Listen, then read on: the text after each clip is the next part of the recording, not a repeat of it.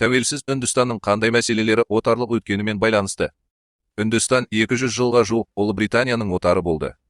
Бұл кезең елдің саяси жүйесіне, шекарасына, этникалық діни қатынастарына, экономикалық құрылымына терең ықпал етті. Сондықтан, тәуелсіздік алғаннан кейінгі мәселелердің көбінің тамыры отарлық кезеңде жатыр.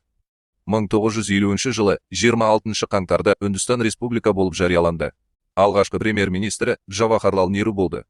Британдықтар Үндістанға парламенттік басқару үлгісін енгізген еді.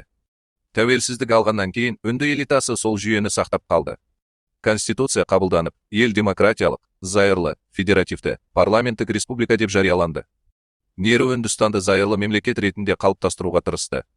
Неге зайырлылық маңызды болды? Өйткені елде индуистер, мұсылмандар, сикхтар, буддистер, христиандар өмір сүрді. Сондықтан Конституцияда барлық азаматтардың теңдігі жарияланды. Ұлттық, нәсілдік, касталық және діни кемсітушілікке тыйым салынды. Жалпыға бірдей сайлау енгізілді. Жаңа үкіметтің алғашқы маңызды реформасы аграрлық мәселені шешу болды. Делдалдық замендарлық жүйе жойылды. Жер шаруаларға берілді. Азық-түлік өндірісін арттыруға күш салынды. Үндістан капиталистік даму жолын таңдады. Елде аралас экономика қалыптасты. Мемлекеттік сектор дамыды. Жеке кәсіпкерлік қолдау тапты. Шетелдік инвестиция тартылды. 1991 жылғы нарықтық реформалар экономиканың жедел дамуына ықпал етті. Нәтижесінде Үндістан әлемдегі ірі индустриялық мемлекеттердің қатарына енді. Үндістан британдық парламенттік модель негізге алынды. Көп партиялық жүйе қалыптасты. Билік тармақтарының бөліну принципі сақталды. Ағылшын тілі ұлтаралық қатынас тілі ретінде қолданылды. Тәуелсіздік жылдарында Үндістан шығыстағы тұрақты парламенттік демократиясы бар мемлекетке айналды. Дамумен қатар ұлттық діни қақтығыстар, касталық жүйенің сақталуы, әлеуметтік теңсіздік, жұмыссыздық пен сауатсыздық сияқты қиындықтар сақталды. Кашмир Үндістан мен Пәкістан арасындағы ең күрделі және ұзаққа созылған даулы аймақ. 1947 жылы британдық Үндістан бөлінген кезде Кашмир князьдігі ерекше жағдайда қалды. Халықтың басым бөлігі мұсылмандар. Билеушісі индуист Махараджа. Аймақ стратегиялық тұрғыдан маңызды. Кашмир билеушісі тәуелсіздігін сақтағысы келді. Алайда ішкі толқулар басталып, кейін пәкістандық қарулы жасақтар аймаққа кірді. Билеуші делеге қашып, Үндістаннан әскери көмек сұрады. Оның шарты Кашмирдің Үндістан құрамына қосылуы болды. Сол кездегі Үндістан генерал-губернаторы Лорд Маунтбеттен бұл шешімді қолдағанымен, кейін халық еркін білдіру үшін референдум өткізуді ұсынды. Бірақ референдум ешқашан өткізілмеді. 1947 жылдан бері бірнеше соғыс болды. 1947-48 жылдары алғашқы соғыс өтті. 1965 жылы тағы бір соғыс болды. 1971 жылғы соғыс нәтижесінде Бангладеш тәуелсіздік алды. 1999 жылы Каргил қақтығысы өтті. Бұл мәселе Үндістан мен Пәкістанның ядролық қарулануына, аймақтағы тұрақсыздыққа, терроризмнің өсуіне әкелді. Кашмир мәселесі бүгінге дейін толық шешілген жоқ, және Оңтүстік Азиядағы ең күрделі геосаяси түйіндердің бірі болып отыр. Тәуелсіздік алғаннан кейін Үндістанның сыртқы саясаттағы басты бағыты бейтараптық болды. Бұл саясатты елдің алғашқы премьер-министрі Джавахарлал Неру берік ұстанды. Негізгі мақсаттар: ұлы державалар қақтығысына тартылмау, тәуелсіз сыртқы саясат жүргізу, бейбіт қатар өмір сүру принципін сақтау. Алайда 1960 жылдардың басында бұл саясат ел қауіпсіздігін толық қамтамасыз ете ала ма деген күмән туды.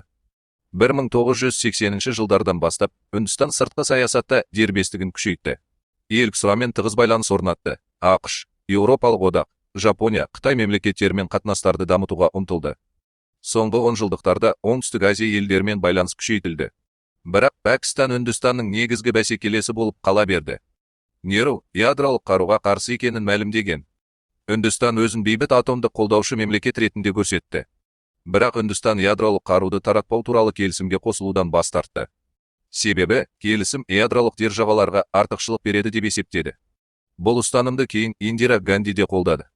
Үндістанның ядролық қару жасауға бет бұруына әсер еткен жағдайлар: 1964 жылы Қытайдың ядролық сынақ өткізуі, Қытай мен Пәкістан арасындағы жақындасу, Пәкістанның ядролық бағдарлама бастауына байланысты қауіп. 1998 жылы 11-13 мамыр аралығында Үндістан Покрам полигонында жерасты ядролық сынақтарын өткізді.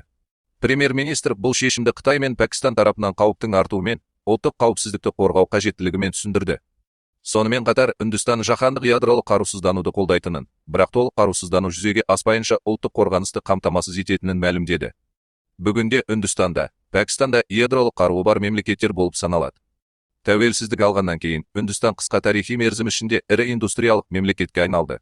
Негізгі жетістіктері: өнеркәсіп өндірісі көлемі бойынша әлемдегі жетекші 10 елдің қатарына кіруі, ғарыштық және ядролық зерттеулердің дамуы, ғылыми-техникалық әлеуеттің қалыптасуы, білікті инженерлер мен ғылыми кадрлардың дайындалуы. Ауыл шаруашылығында да үлкен өзгерістер болды. Астық өндіру көлемі 3 есеге өсті. 1995 жылы Үндістан бидай өндіру бойынша әлемде 2-ші орынға шықты. Ел азық-түлікпен өзін-өзі қамтамасыз етуге жақындады. Үндістан аралас экономиканы дамытты. Ірі мемлекеттік сектор, белсенді жеке кәсіпкерлік, инфрақұрылымның дамуы, шетелдік инвестициялардың тартылуы, жеке меншік сектор экономиканың аса маңызды бөлігіне айналды. Сонымен қатар, орта тап қалыптасты. Орташа өмір сүру ұзақтығы 2 есеге жуық артты. Сауаттылық деңгейі өсті. Қалалар мен ауылдардың әлеуметтік бейнесі өзгерді. Үндістан әлемдік экономикаға белсенді кірігіп, халықаралық сауда-экономикалық байланыстарын кеңейтті. Жетістіктермен қатар сыртқы қарыздың өсуі, халықтың бір бөлігінің сауатсыздығы, касталық теңсіздік, жұмыссыздық, аграрлық мәселелердің толық шешілмеуі, әлеуметтік қайшылықтар сияқты бірқатар қиындықтар сақталуда. Соған қарамастан, Үндістан демократиялық жүйені сақтап, экономикалық және ғылыми даму жолына түсе алды.